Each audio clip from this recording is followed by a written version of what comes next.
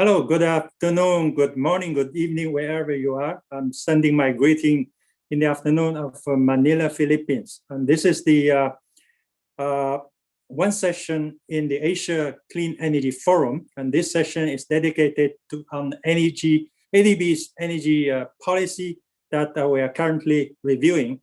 I'm the moderator of this session. I'm Yong-Ping Chai, Chief of the Energy Sector Group at the Asian Development Bank.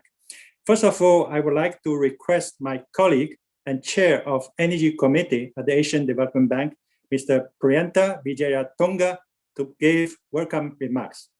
Mr. Priyantha, please. Thank you. Yong-Ping.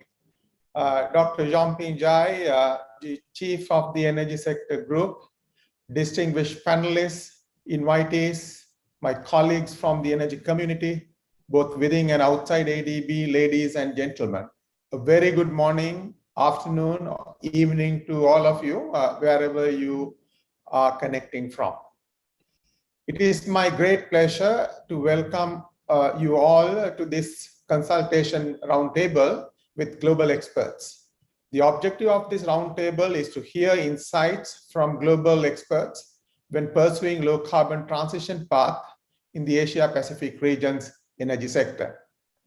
Also to obtain feedback on the draft new energy policy of the Asian Development Bank.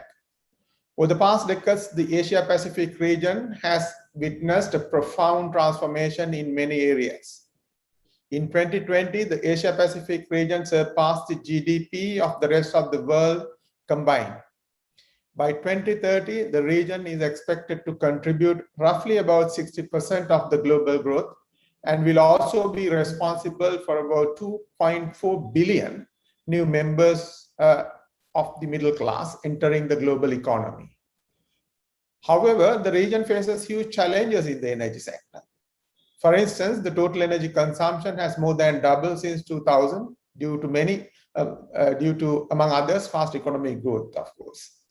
Then coal and fossil fuels play a large part of the energy supply in the region.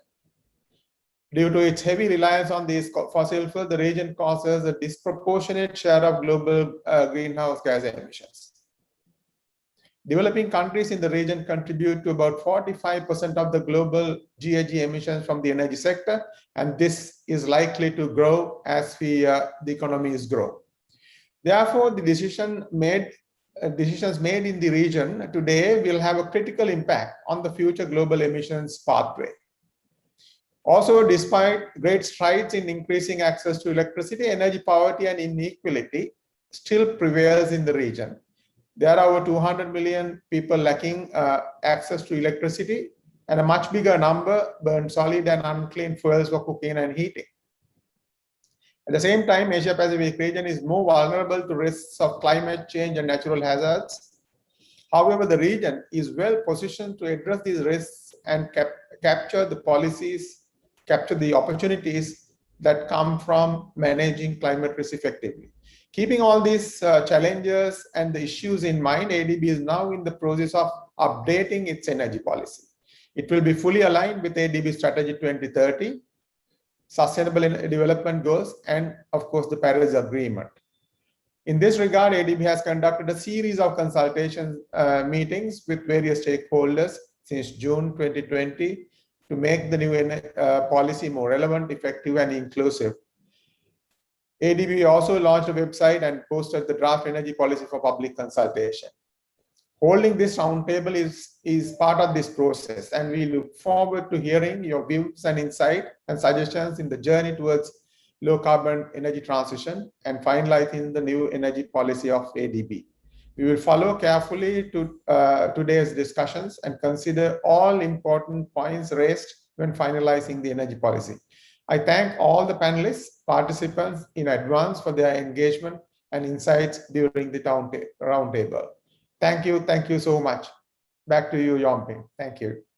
Thank you so much, Priyantha, for the welcoming remarks. I would like to invite at this point Mr. Sakari Vaksanan, who is our consultant who worked with ADB on energy policy, and also he's very familiar with the MDB work, International organization as a former DDG of IRENA. Mr. Sakari, please, for scene setting. Thank you very much, Chair, distinguished panelists and participants. In this presentation, I will first briefly describe what led ADB to the process of revising this 2009 energy policy. And I will then describe the 5 fundamental principles set out in the draft policy paper for the bank's energy sector operations. And last, I will present and elevate few provisions in the policy paper which have probably drawn the greatest attention in consultations after the draft policy was made public in early May.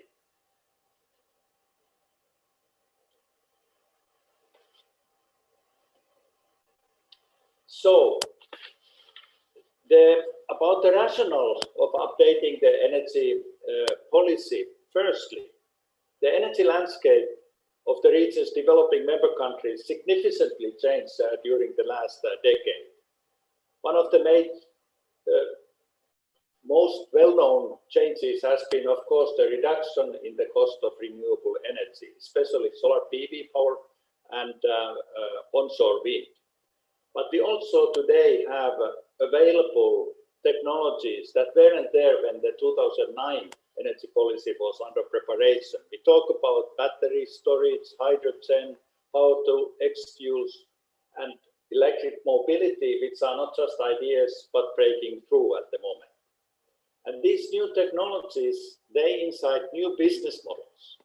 And with the business models, we get the higher private sector participation in the sector, which again then calls for reforms and more complex regulatory frameworks. Secondly, already mentioned are the 2 major commitments to goals and targets under 2 global processes during the last decade. One is the Sustainable Development Goals, which is under the United Nations Blueprint for Sustainable Future, and the second is the Paris Agreement on Climate Change. Thirdly, ADB updated its vision and strategy for 2030, and it is the highest levels guidance of the bank. So the energy policy needs to align with that, and especially there is a set of 7 new operational priorities which have been followed carefully in the new draft. And on this basis, ADB's independent sector-wide evaluation and the management recognize that these 3 developments, the 2009 energy policy was not anymore adequately aligned with today's requirements and needed an update. The work that has been involving extensive consultations already so far with stakeholders and now has come to the stage where the draft policy is public for feedback since early last May.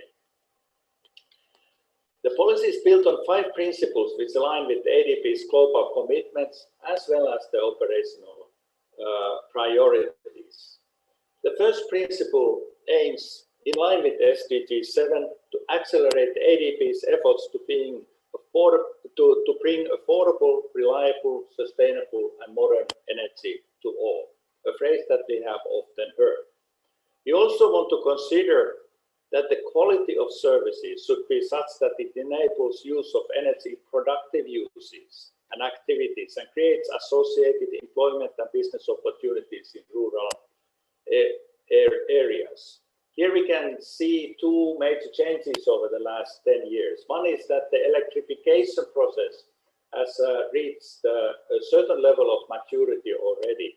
The electrification rates are relatively high in the Asia and the Pacific region.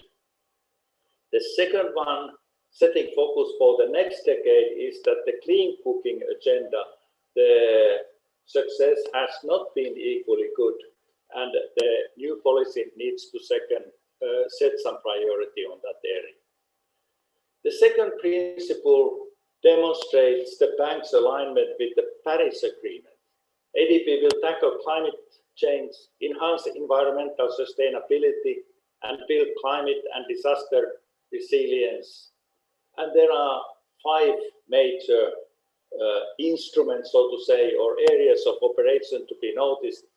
Energy efficiency, to pick up the low-hanging fruits there, and it is the first in all projects and interventions that we need to consider. Second is to increase the renewable energy and consequently reduce the use of fossil fuels, especially coal, and we pursue the planned phase out of coal in the region through this policy. Fourth is promoting innovation in energy technologies. Some of them were mentioned already in the opening. And fifth, there is the resilience aspect. ADB will support resilience planning, assessment, and consequent investments in that area. And this brings especially the distribution sector to the front line, because that is the sector that is in the client interface, but also encounters many of the problems of, let's say, natural hazards, and is in charge to its clients for this performance in this front.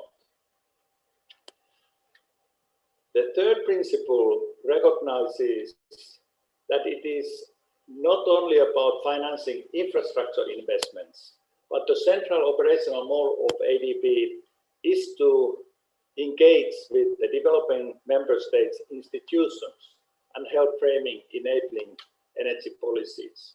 And these policies are today more and more linked to the objectives of the Paris Agreement and long-term planning and NDCs that are set mechanisms under the agreement.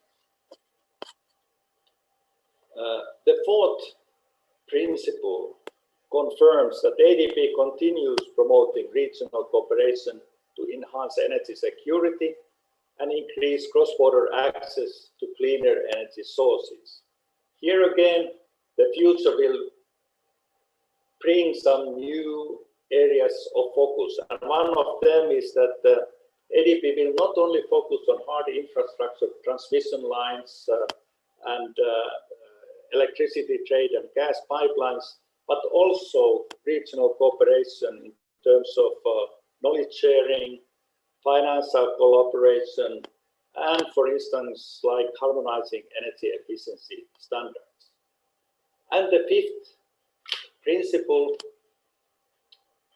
highlights cross-sectoral operations to maximize development.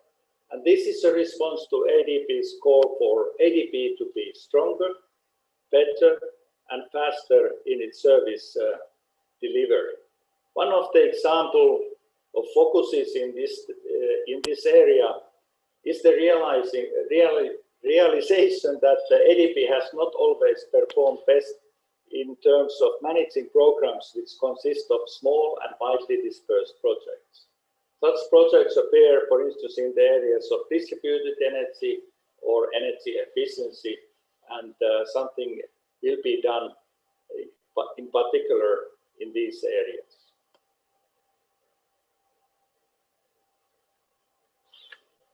So some highlights on the policy updates which have come up in the consultations. But before that, I would like to highlight the role of long-term planning for low-carbon transition.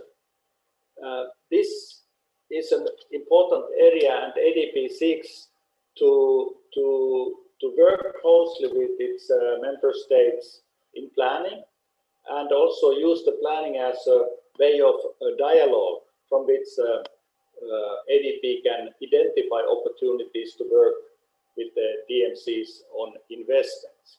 So ADB will support DMCs to develop long-term roadmaps and planning for low-carbon transition in the energy sector. And hopefully these plans are time-bound and concrete with matrices to be achieved. Three can be mentioned. One is decreasing the carbon intensity. The second is peaking of carbon emissions. And the third is achieving carbon neutrality. Also, ADP, the last item on this slide, is to pursue development of competition and private sector participation through market-based mechanisms. This has several purposes, but to mention two, this is to fill the huge financing gap of the energy transition. So the energy transition, as outlined previously and in many instances, cannot be financed by public funds alone. The private sector participation is indeed a must. Secondly, it has been shown that the private sector will bring new dynamism to the sector, and they are more quick and eager to adopt new and innovative business models and technologies in their operations in the sector. Going to some of the more discussed areas, one is fossil fuels. And the policy says that ADP will not finance any coal mining, oil and gas field exploration and drilling activities. ADP will also not finance any new coal-fired capacity for power and heat generation. ADP will support DMCs to develop strategic approaches and policies for a just transition that addresses socioeconomic impacts of transitioning away from fossil fuels. ADP may finance natural gas pipelines, gas-to-power projects, industrial and household use of gas projects, subject to some conditions for the projects. First of all, the project should preferably meet basic energy requirements, which of course implies that the low-income countries would be in the target group for this assistance. The project should be consistent with the country's long-term low-carbon transition plan and contribute to lower CO2 emissions compared to grid emission factor. And they should use high efficiency and best available technologies, and these projects should not directly or indirectly support activities which are not Paris aligned. And on this, the policy says that detailed guidance note will be issued to staff for processing natural gas projects. Few more points on the natural gas issue. So it is recognized that the natural gas can be used where it is consistent with countries' own Paris-aligned long-term transition plan, considering its ability to reduce emissions as against the other fossil fuels like oil and gas. Also, natural gas has a major impact on heating and cooking. So lots of China's large cities and towns are heated, and they get cooking heated for domestic purposes with gas. And the same process is now going on in India.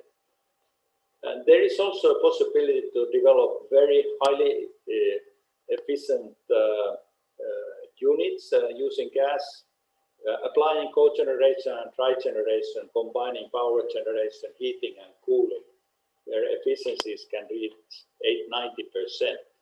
And the better, of course, if a project can provide flexible power balancing intermittency and variability of renewable energy supply. But the bank also recognizes the need to consider long-term impacts of these investments. And consequently, the project should be prepared for CCUS and hydrogen.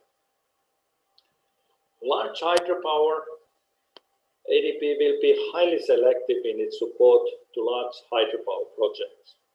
This is for projects with seasonal storage reservoir with multi-purpose benefits, as well as including pumped storage plants. Here again, a detailed guidance note will be issued to staff for processing hydropower project proposals. Waste to energy has raised many comments in the feedback to the policy.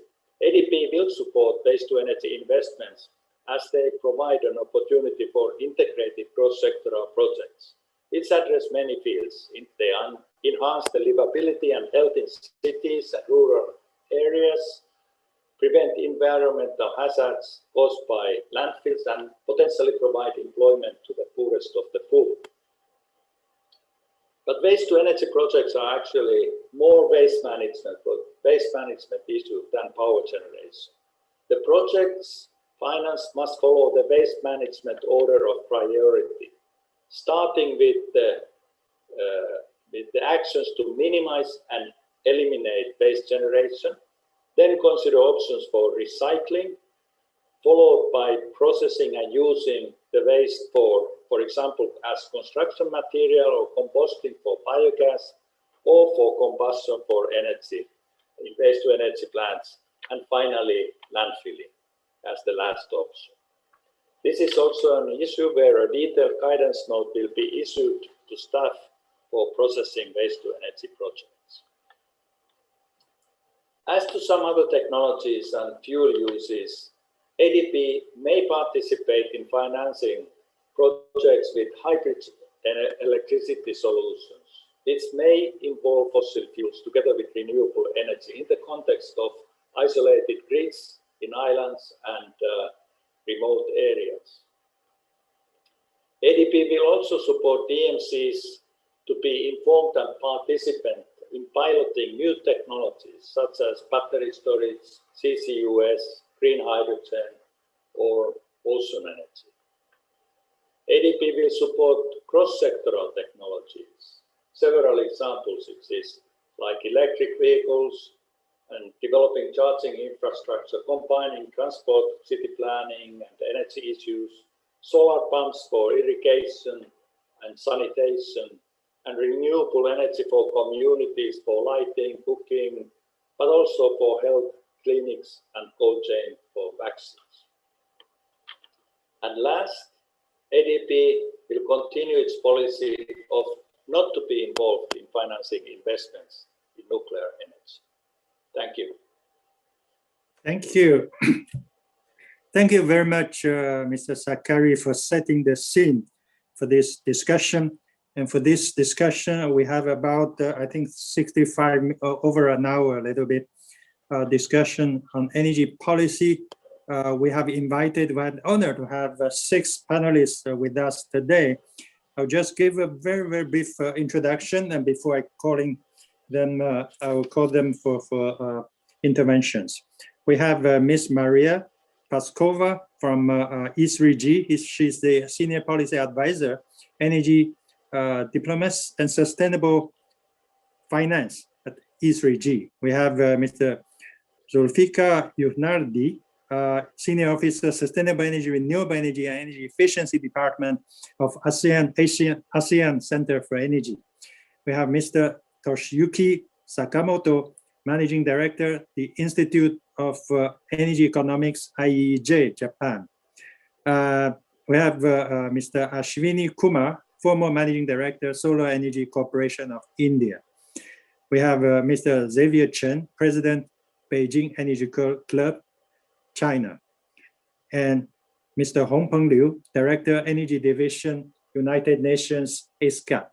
So we have 6 very distinguished panelists with us. I will proceed with this discussion in about 3 rounds.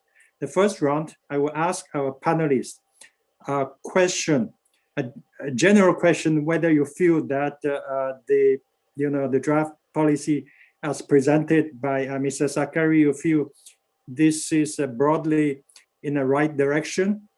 And if so, what are the reasons you like this? And if you feel that there's still major gaps in this draft policy, and please also tell us in which areas that we can actually fill the gap and further improve and revise this policy before it's finalized. So this will be generic common question for everyone. I will go for a second round of question. The second round would be more related to your own perspective, your background, your own experience and expertise. And from on that basis, what would be your specific suggestions to ADB to help our member countries better, more relevant, more efficient? And the third one, if we have time, we'll pick up a few questions from the audience. So I encourage our participant in the audience, online participants, to ask your question in the Q&A button and share your question. I will ask our colleagues to respond. In addition to the panelists, I must mention that you have seen Mr. Prianta, our chair of Energy Committee at ADB, and also Ms. Shannon. She's here, our staff, principal energy specialist here at the ADB. They will be also responding to your questions, depending your questions. So let me start with Mr. Hong Peng. If you're ready, the first generic question to you, and you still remember, I hope, I wanted to ask you whether you feel our draft policy is in the right direction, or there are some major gaps you want us to fill. Thank you. Hong Peng, please, first. Thank you, Dr. Jai. And I think Sakari has a very comprehensive overview of the energy policy. It's very helpful. Compared to your energy policy 2009, this is really, I think, first I just want to congratulate with this new energy policy.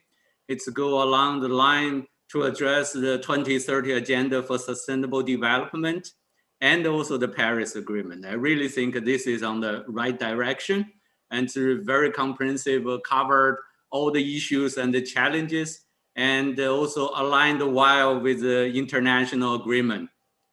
And I can see from these 5 principles, it's covered almost well all the emerging issues and the challenges for energy sector we are facing currently in Asian Pacific. As you rightly said, in Asia Pacific, we have the challenges for energy sector. One is how you just provide the energy access for those 200 million still without access to electricity. At the same time, I also see the emphasis on the clean cooking. That's probably the most difficult part. You know, when we did this annually together with ADB from ASCAP side about the review of SDG 7 in Asian Pacific, we can see the energy access. Mostly we are on track, and we can reach universal access for the whole region by 2030 for energy access to electricity. But if we go along the current scenario, we can't reach this universal access for clean cooking. If we go along this line, there's about still over, I think, 10% of the population without access to clean cooking. Currently, the 40% of the population still without clean cooking fuels. So when we refer to clean cooking here, it's mainly the liquefied fuels and the electricity fuels for cooking. So most of those population, 40%, still use traditional biomass for cooking, or they use coal for cooking. So that is where I really think the big challenge, but not only for ADB, for the whole energy sector in Asia Pacific, for all the government should address these issues. If you look at the population without clean cooking, even the emerging economies in China, in India, Indonesia, there are a lot of such countries still facing these challenges. So I really think if ADB emphasized in the policy, still with this kind of direction and with the investment potential, that will help a lot to provide this guidance to the government and also to the private sector. And secondly, I think if you want to cover all the emerging issues, that could be also another area we need to think about the IT, technology development. So I see you have a cross-cutting.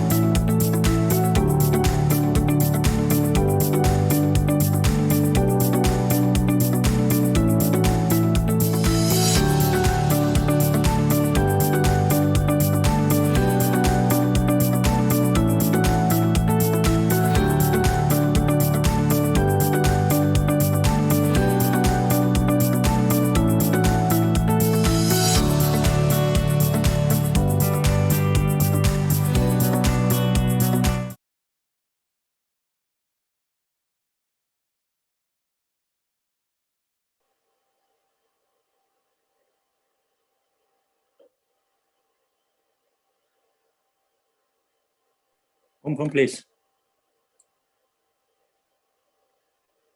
You're muted.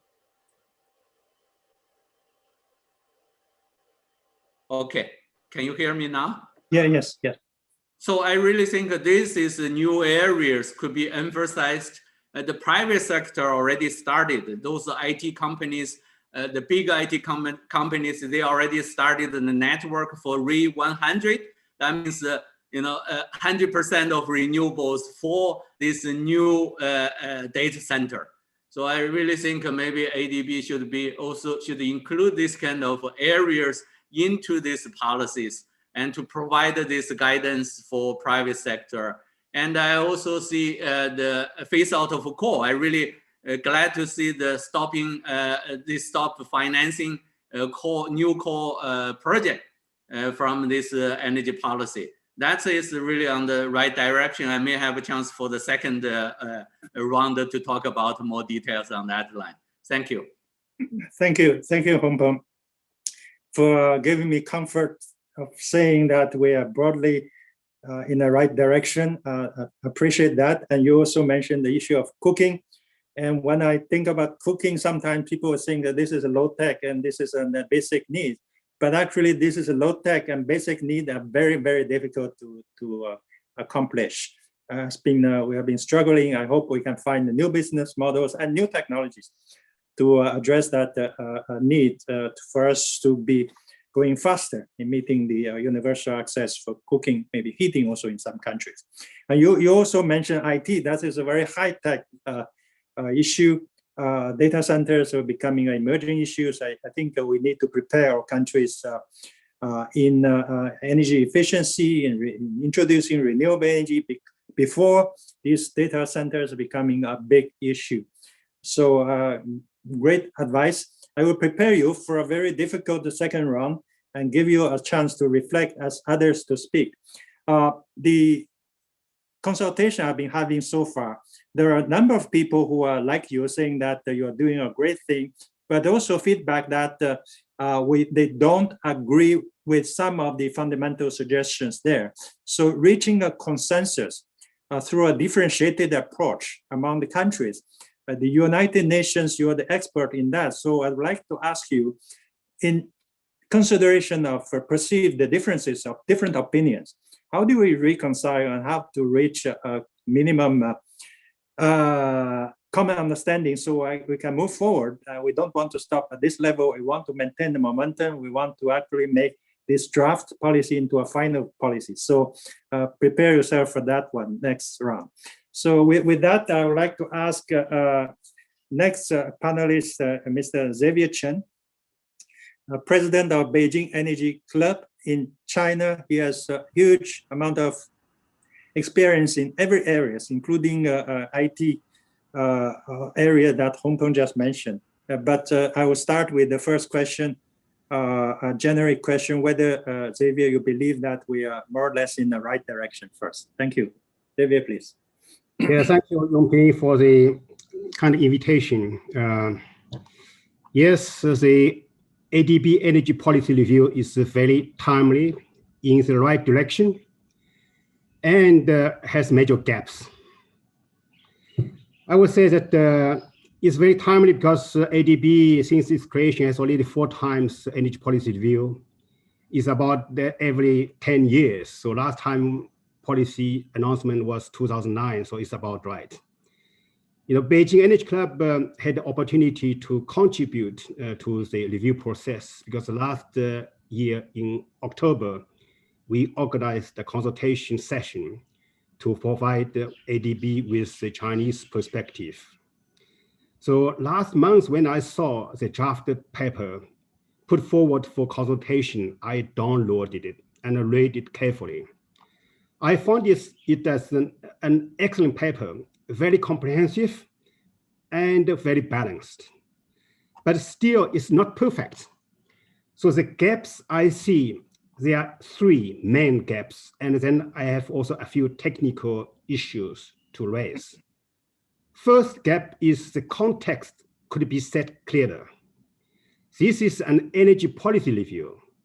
The key objective of energy policy is to meet the energy demand with highest reliability, highest efficiency, and lowest environmental footprint, including carbon. The biggest context of the ADB member countries, in particular developing member states, is the continuing energy demand growth. Mr. Pianda mentioned in his opening remark that energy demand doubled over last 20 years in the Asia Pacific. And this growth will continue. Mr. Hong Peng said, clean cooking is missing for many parts of rural areas. So energy demand growth is the fundamental context that I did not see much analysis in the draft policy paper. And the presentation I just heard by Mr. Sakari is also the context, global nature, but not enough about the Asia Pacific ADB member states' specific conditions. So these specific conditions could be made better, clearer. Without setting this context, the energy policy review risks becoming a climate policy review only from energy perspective. So remember, this is an energy policy review, not just the climate policy review. Although climate is a very, very important element, the driving force of energy policy agenda today. So that's the first gap. Second, the 5 energy policy guiding principles are all very good, but I would say they lack vitality and dynamism. They look like too traditional, conformist, and all-time true. If you put these 5 principles 10 years ago, they would be still valid. I think the most vibrant feature of our time is innovation, including digital innovation, Hong Peng also mentioned, energy technology innovation, carbon innovation, business model innovation, policy innovation, and financing structural innovation. So ADB has done already something in this area through this high-tech technology innovation challenge and the ADB ventures. And also in his opening speech Monday, ADB president said innovation is the key. ADB will support and encourage innovations. So I see that in principle number 2, it mentioned the innovative technologies that ADB will encourage. But the innovation is not only on technology, it is cross-board. Innovation is so important that it should not only be a bullet point hidden in another principle. So I would strongly suggest that ADB aids a new energy policy principle called embracing innovation as perhaps principle number 3, to support innovative technologies, encourage institutional innovations for sector governance, to encourage business model innovation in ADB finance projects, and also to encourage financing structural innovation in ADB structured loans. So this is the second gap and suggestion regarding additional principle of energy policy for ADB. The third is capacity building needs. The draft policy paper mentioned about long-term planning needs, but did not stress anything on capacity building for developing member states. ADB in the past played a very important role in capacity building for its developing member states, has been equally important or even more important than the limited amount of capital to developing member countries. So capacity building is even more important than the money you provide. The draft policy paper did not elaborate how ADB is going to do anything in this capacity building sector. So I would suggest that ADB in the revision increases this part of content. So these are the three major gap I see and comments. Then others are a little bit technical, but they are important for the whole policy review. On paragraph 17, it mentioned about strong and flexible grids, but it focuses too much on high voltage transmission lines. Whereas in the future, more and more renewables will be connected at the distribution level. Not enough focus on distribution. So I think this distribution sector strengthening, renovation, and capacity building and reform will be very, very important. Second, on paragraph 127, it says development of ultra high voltage technology for both alternating and direct current electricity transmission, together with rapid cost decline in solar and wind power, have extended the quest for large-scale development of utilization of hydro, wind, solar resources for inter-sub-regional context. So this reference to ultra-high voltage power transmission, particularly alternative current transmission for better use of renewables, is misleading. It did not have enough factual background to support it. Indeed, no country has proven the viability of this without the mixture of large-scale coal-fired power. The third one, paragraph 21, on emerging technologies.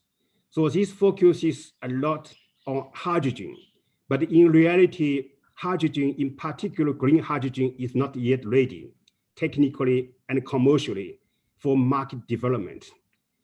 Not only in developed countries, even so in developing member states.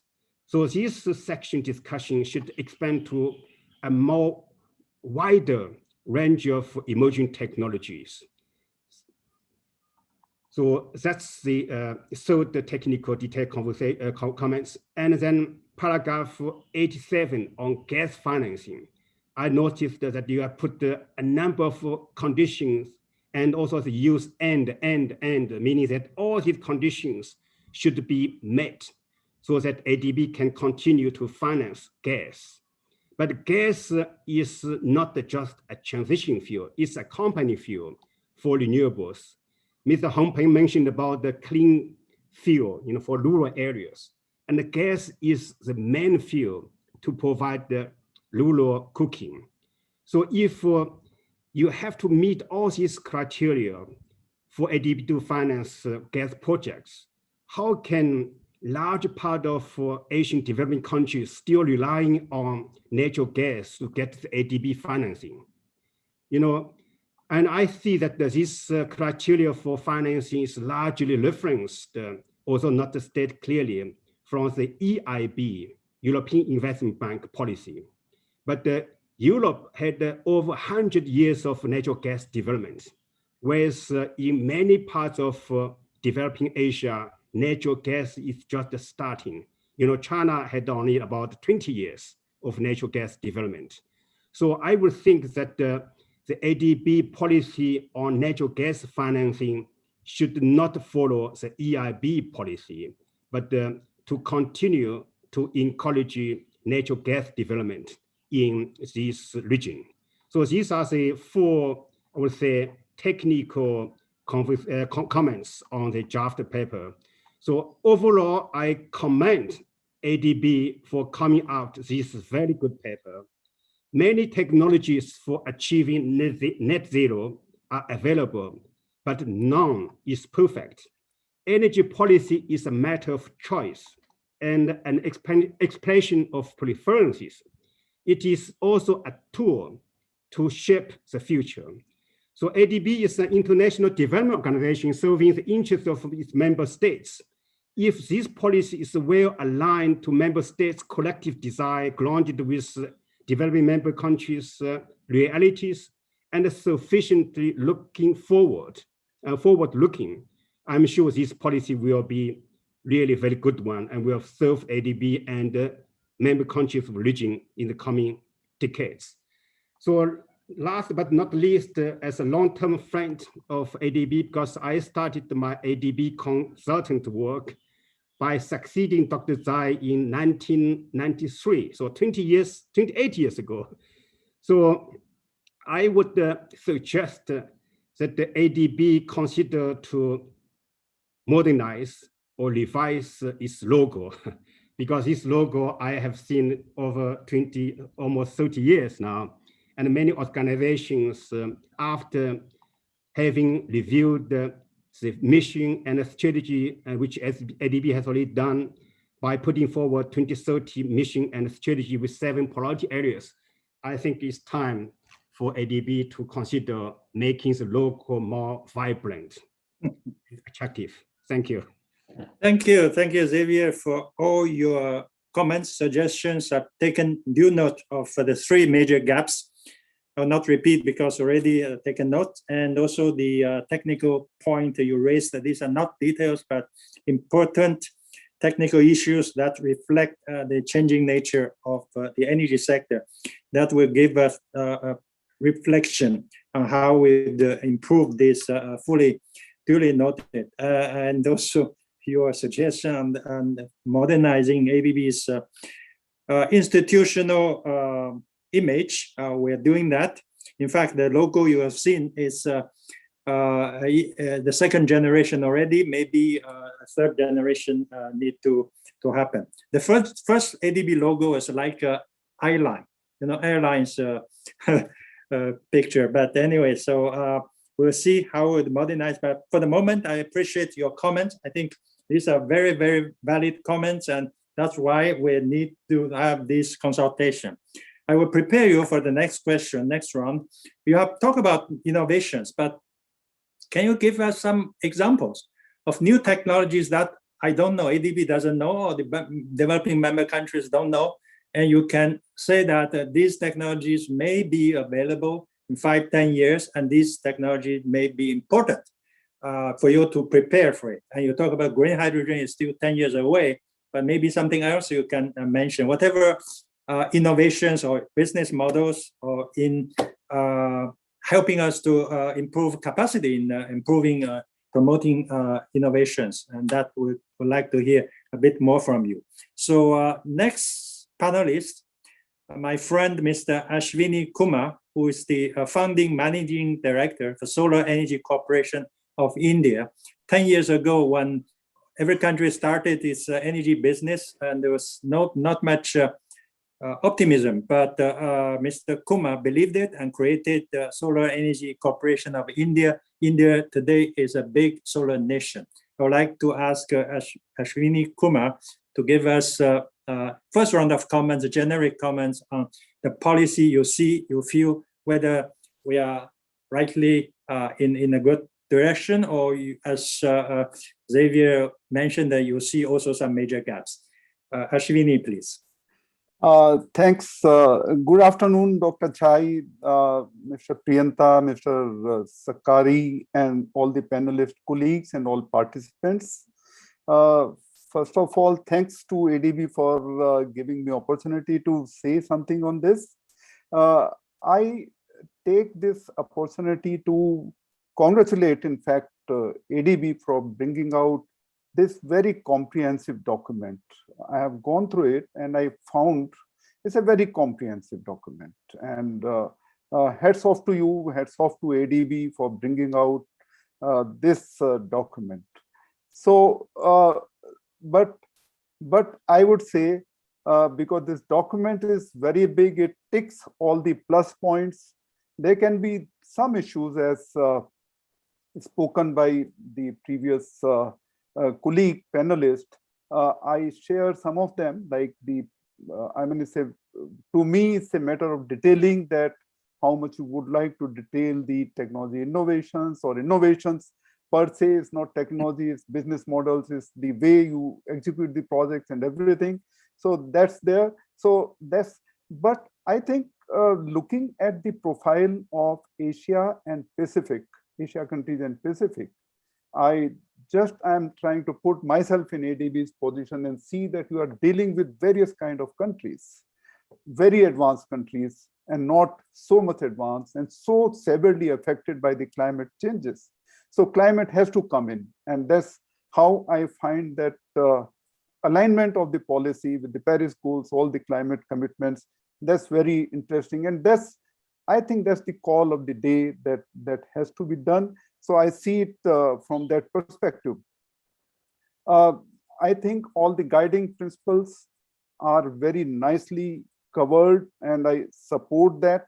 My observation is that out of this very big comprehensive policy and looking at the profile of the countries, what do they need? I think whether you call it differentiated policy, for each of the country, or I say that the priorities have to be decided with timelines for each of the countries. And that's very nicely captured by Mr. Sakari, that the first item is that you are helping the countries to firm up their policies along with their national policies and commitments. So I think that has to happen. In fact, that was the first comment, that country-specific national plans have to be made. That has to be helped. Of course, the low-hanging fruit could be the islands. I think there are many islands, solarization of islands can happen, and that's a low-hanging fruit. I am saying because all that economy is diesel-based, and that's a lot of carbon. So I think that should be the high priority areas.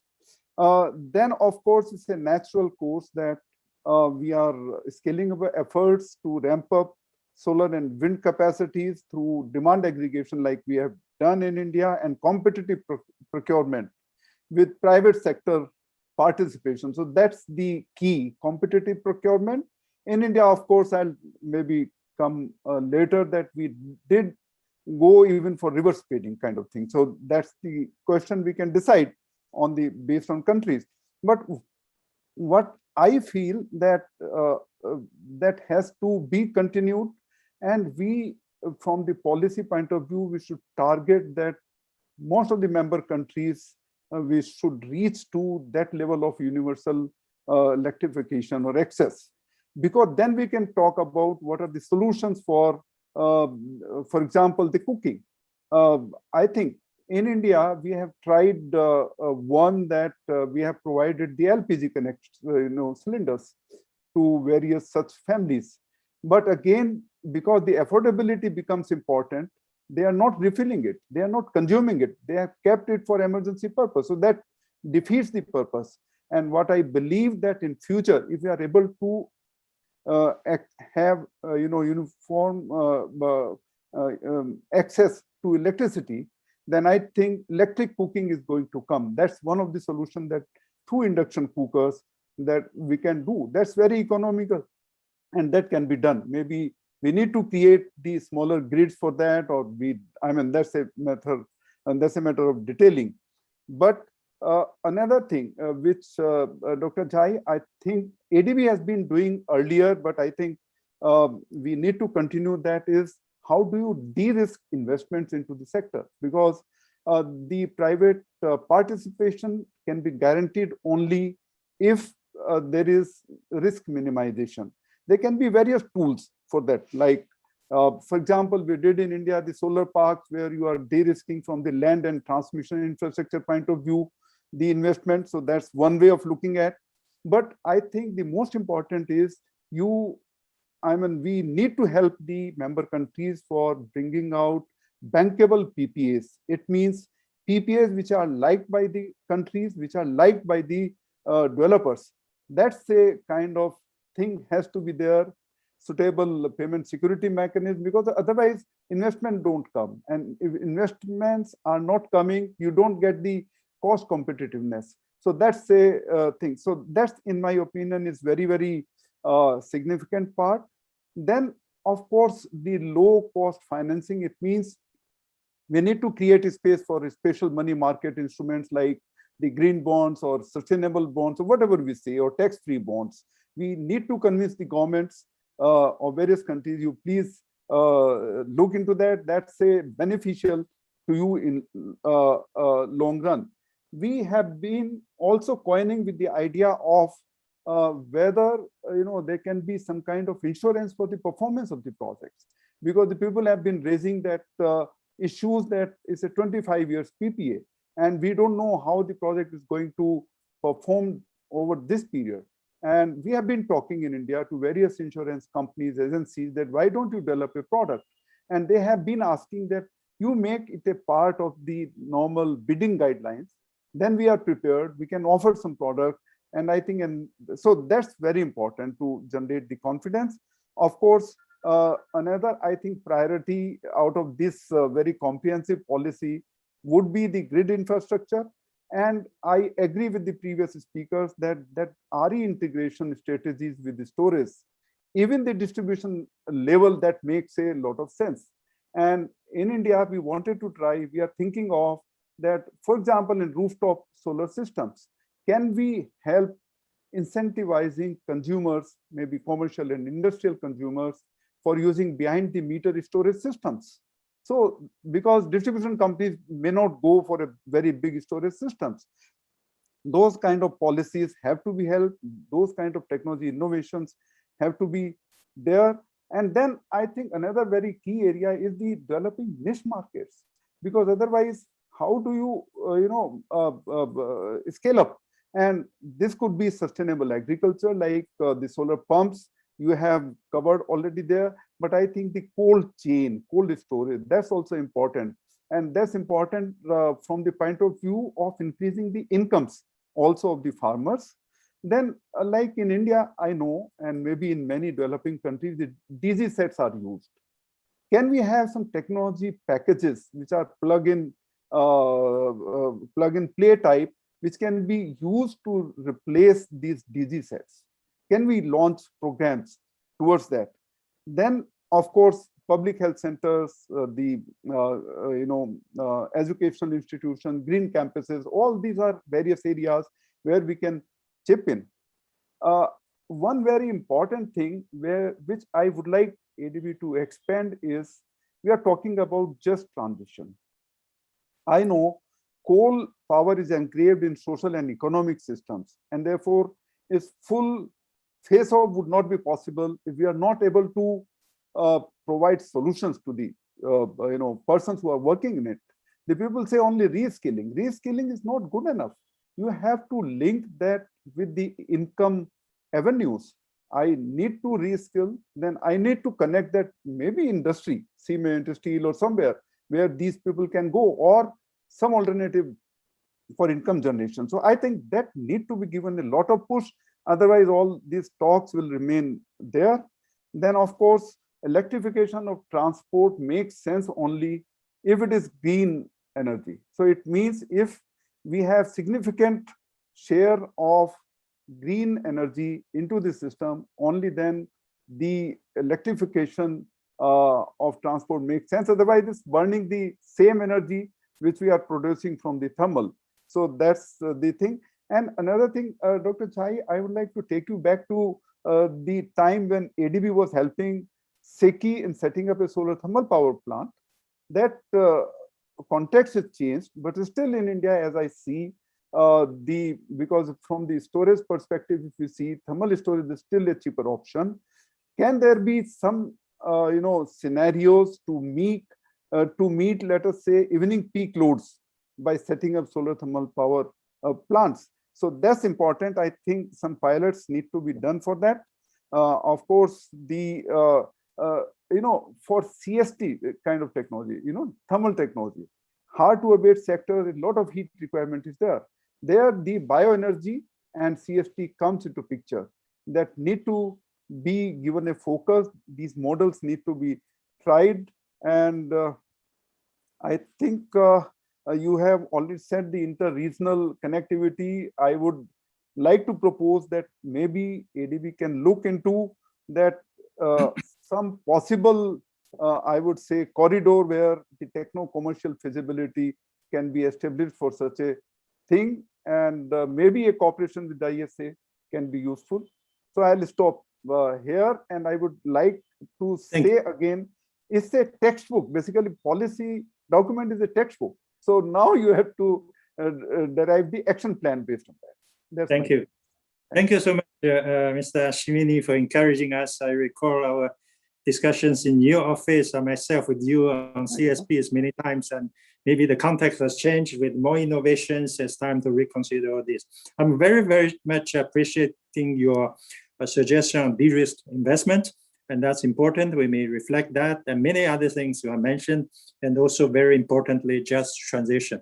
I think just transition is a process that would de-risk the transition itself. Otherwise, you may not have support for that. Okay, thank you, Mr. Ashwini.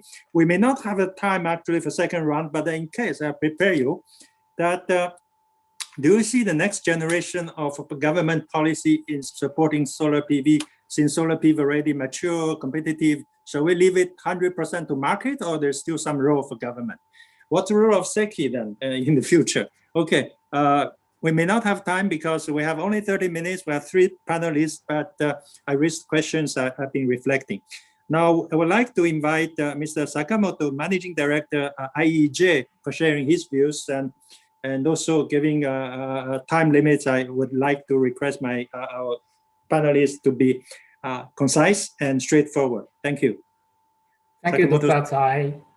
Thank you for inviting me to this virtual consultation roundtable. I would like to join other speakers for commending ADB's efforts to come up with a very important draft energy policy. And I also agree with others that overall, the direction of this draft is in the right direction. I would certainly agree with that.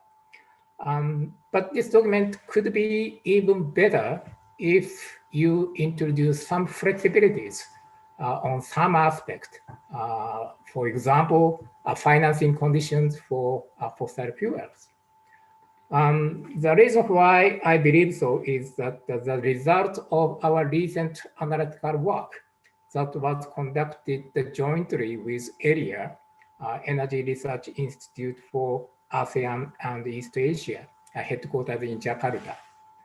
We evaluated the carbon neutral scenario for each of 10 ASEAN member states.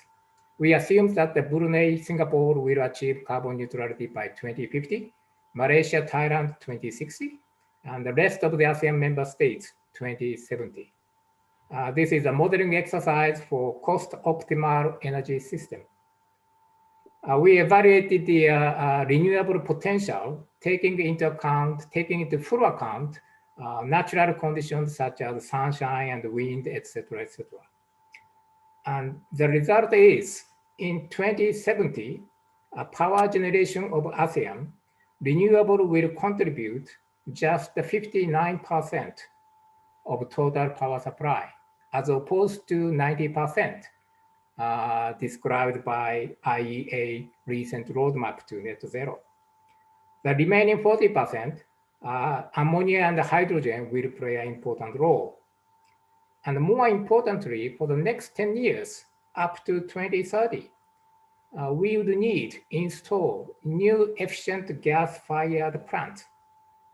And after that, hydrogen and ammonia will be kicking in, the first for coal-firing, then 100% ammonia and hydrogen power generations. And also at the same time, a gas-fired power plant plus CCS will be also introduced. We also analyze the cost for ASEAN countries. In 2070, average marginal abatement cost will be $718 per CO2 ton. And annual cost will be 4.8% of GDP in 2070. Electricity price will triple compared with the current level. So this is really, really challenging and daunting task. And I would certainly hope ADB will help member states of ASEAN countries in this regard.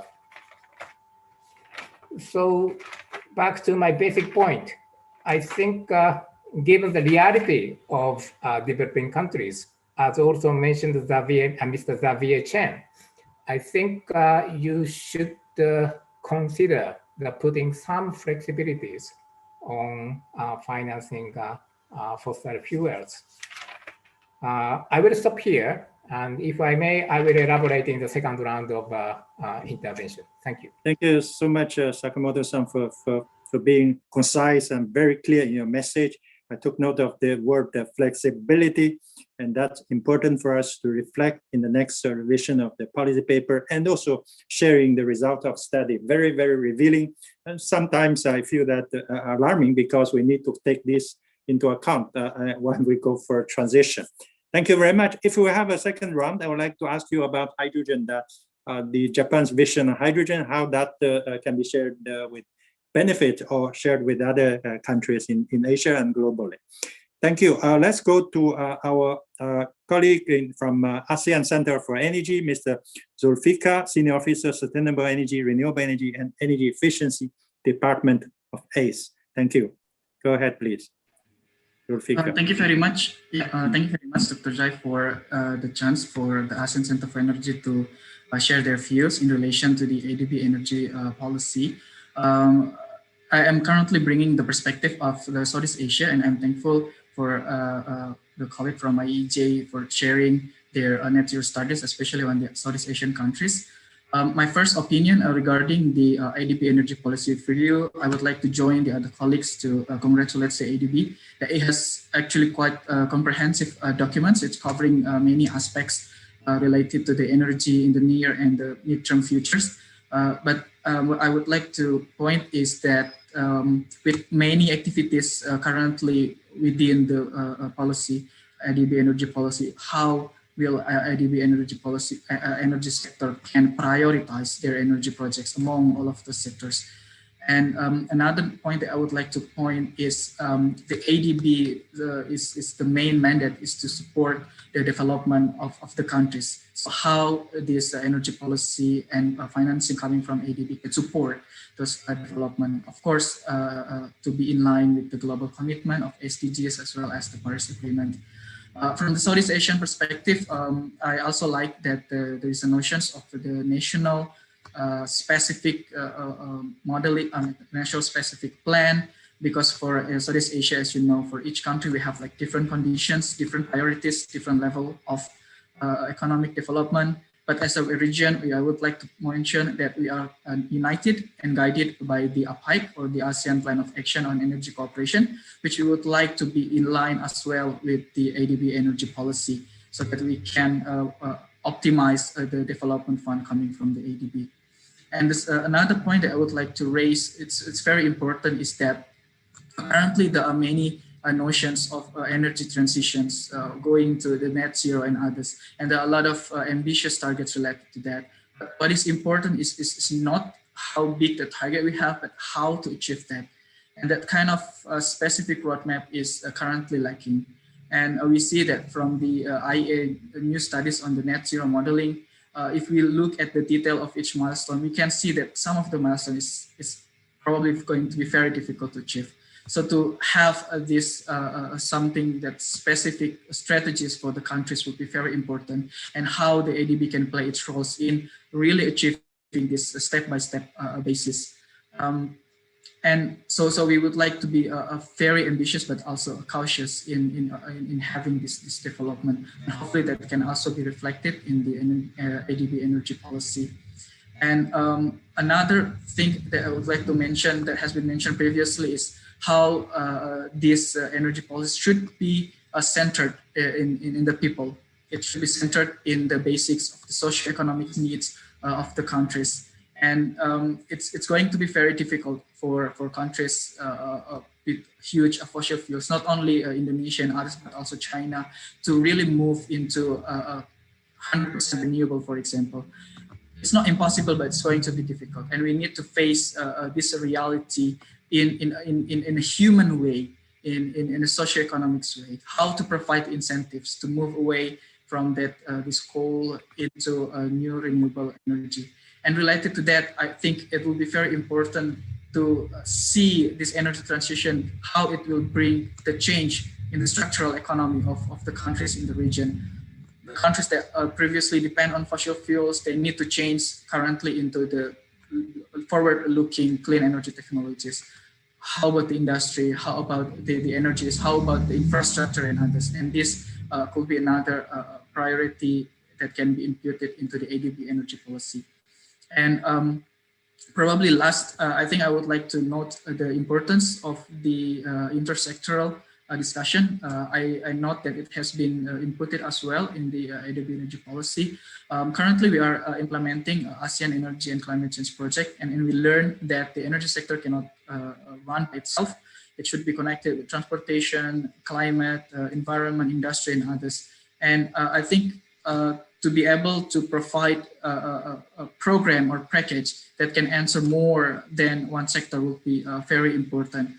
Mentioned in your documents the waste to energy, but also what we want to see is something that more related to the education, to the training, and also to the development of the green business within the country itself. And this is also important to ensure that the energy that will be brought to the region to be sustainable, so that the countries can have this strong ownership of the energy transition. It's not something that brought upon by outside of the region, but something that it's really needed by the region, so they can move by their own motivation. So providing these incentives will be very important. And related to that, I would like to note several specific that might be important. First and the foremost, I think already mentioned, is related to the power grid. And we note that in the case of Vietnam, they have this solar boom, and they increase their solar power capacity in a very fast way. But then there was a question on how to absorb this variable renewable energy to the power grid. So this power grid, ASEAN power grid will be very important to have in the region. I think I will stop by saying that the just energy transition will be very important. And to achieve that, we will need the support from the ADB. Thank you very much. Thank you. Thank you, Mr. Zulfikar, for your comments. You said you need our support. I would say we also need your support. Different organizations would work together, cooperate, and translating our policies into action. I like very much what you said, people-oriented approach in energy transition and making sure that net zero pathways are specific to our region. We don't have a second round, but I'll just leave a question for reflection that do you think that ASEAN would need to build new coal?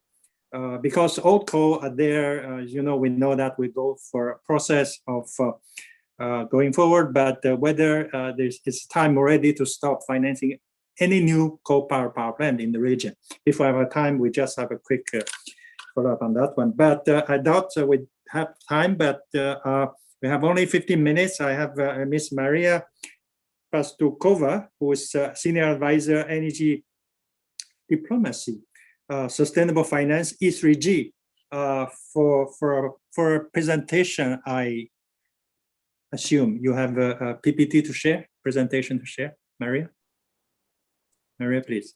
Yes, thank you, Mr. Jai, distinguished speakers. The presentation is there just to show a couple of graphs so that my arguments are better perceived. Let me firstly, as all other speakers, congratulate the ADB on the significant progress they made during the review of the energy policy.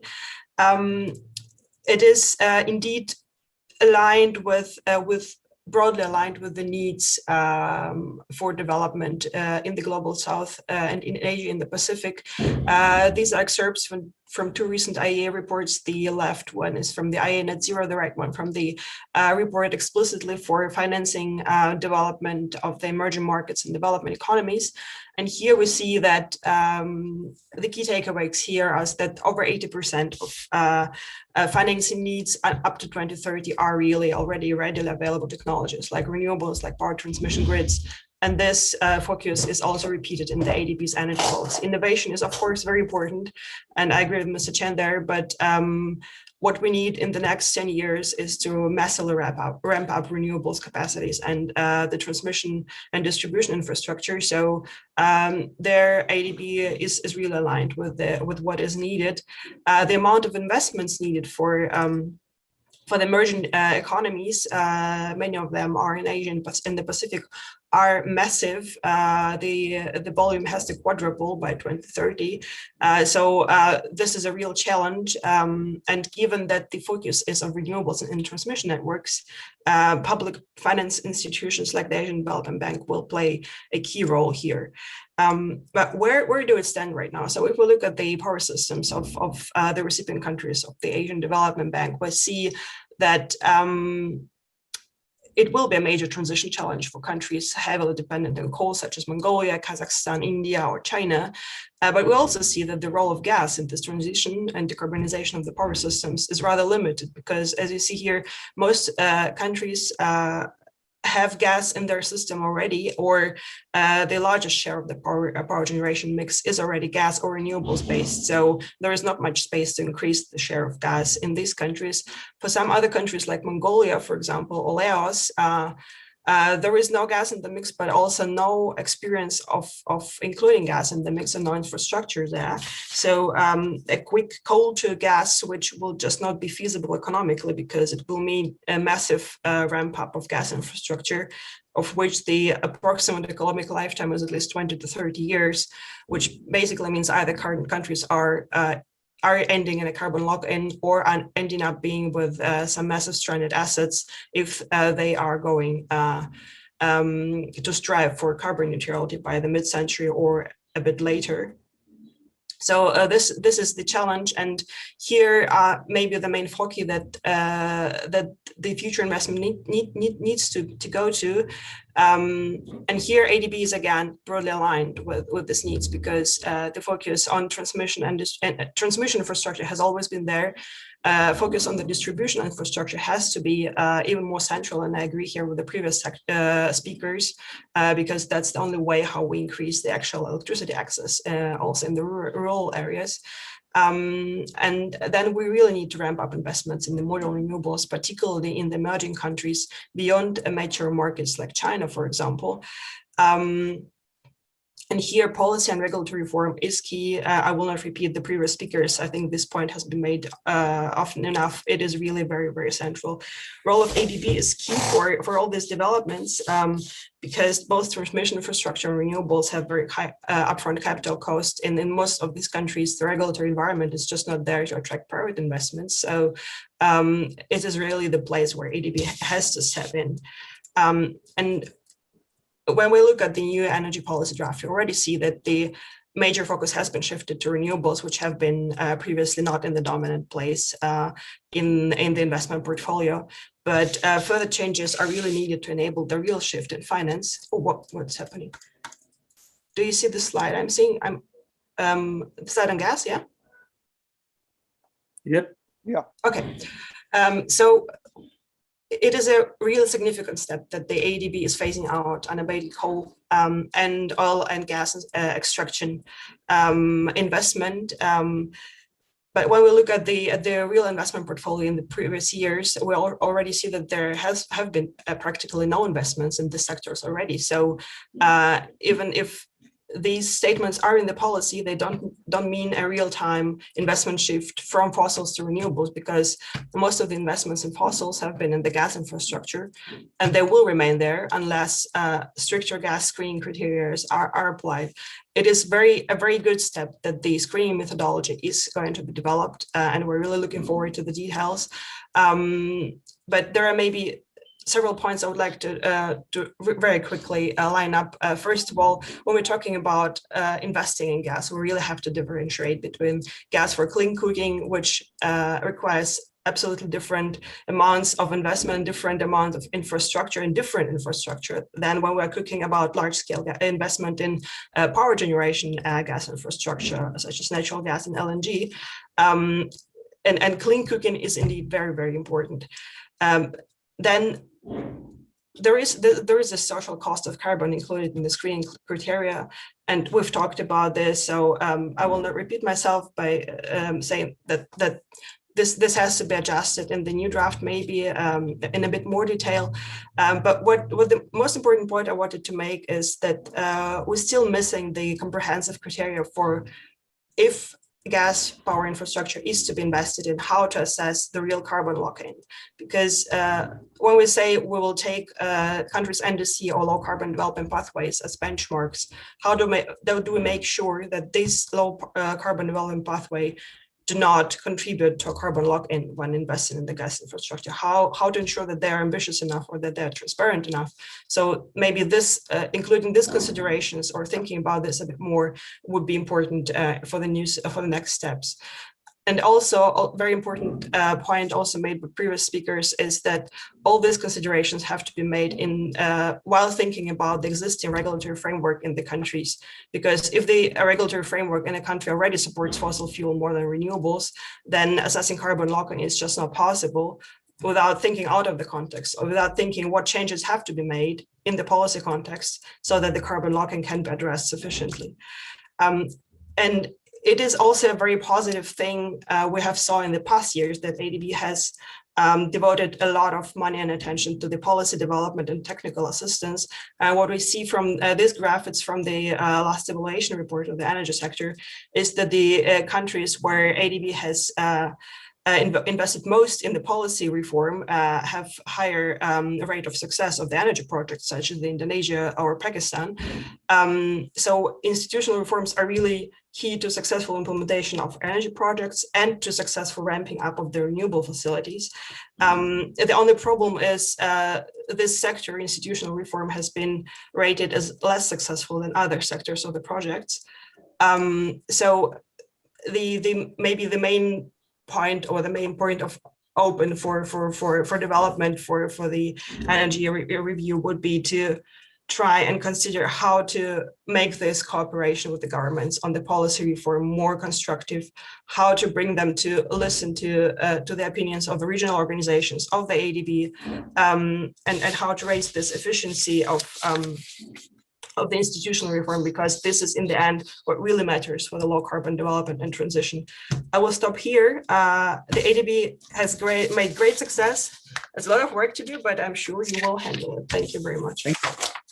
Thank you, Maria, for offering your comments, and take note of the further issues to be considered by ADB in specific areas that we can reflect and improve the policy, make it more relevant, specific, and clear for our developing countries to follow and to our business operations. Thank you so much for the all the comments. This first round is basically the last round. Apologize for the audience who asked a lot of questions, and also I've raised questions to panelists for the second round, but we don't have time. But within the next 5 minutes, I actually come back to my first question I asked to Hong Peng. Because I'm supposed to do a summary and closing remarks. When you do a summary, when you see views are common but different, so how do you reconcile these issues? And I would like to learn from United Nations how, in such cases, even among the panelists, you see subtle differences, right? So how do we go for best approach in best practice in preparing relevant policy document, considering different position of a member state? Hong Peng, you have the floor for closing remark instead of me. Thank you, Yongbing. I think this is a very difficult question. Like ADB and also like UN, we are the intergovernmental agency. So all the decisions, all the policies will come from a consensus. And also most importantly is member country driven. So I really think we need to address the needs of the member countries. Of course, there are different development stage, different situation and challenges in different countries. As previous speakers also mentioned, there are a lot of countries, they probably meet a lot of challenges, which for some other countries, it may not be a challenge. But I really think one thing is to enhance the regional cooperation. So let the countries lead for this kind of energy policy development and provide their input and provide, make them have the ownership. I think that's most important. And also get the consensus. Of course, maybe the final result is not perfect, but at least it's reached the consensus, meet all the most of the countries' expectations, and then to have the one target. That means you provide energy to everyone and to meet the needs of those groups. I really think that's most important. You really need consultations, and I think it's already reached to the last stage. You probably need to get all these countries and to agree on this through further consultation. I really think it's already very good document and need a kind of final approval. That's probably the most important part. Thank you very much for this opportunity. And thank you, Hongpeng, for sharing your experience. I think basic issue I understand is to continue to listen, to talk to countries and get their views and see how we remain. The purpose of our energy policy is to be effective and relevant to Asia, and not just Asia globally, but to every country in Asia. So I think a differentiated approach may be needed. And a lot of comments I've received today from different expert panelists. I apologize, so I don't have time to go through rarely a second round, but the questions I've asked also imply that those are the questions that we have been thinking, how that will get this advice from through the consultations. So the consultation will continue beyond this session. We have a website open for the public, and we continue to receive contributions through the website. Our staff will find a way to share the link so that the questions that have not been answered, we try to incorporate through the system. Even the question that have been posted, we take note and reflect into our consideration, so that we do have a policy paper. We hope that the energy policy can be adopted in October this year. That is just a few weeks ahead of COP26. And that's the time for all nations to sit down, I hope face-to-face, to sit down and find a high level of consensus to push this energy transition.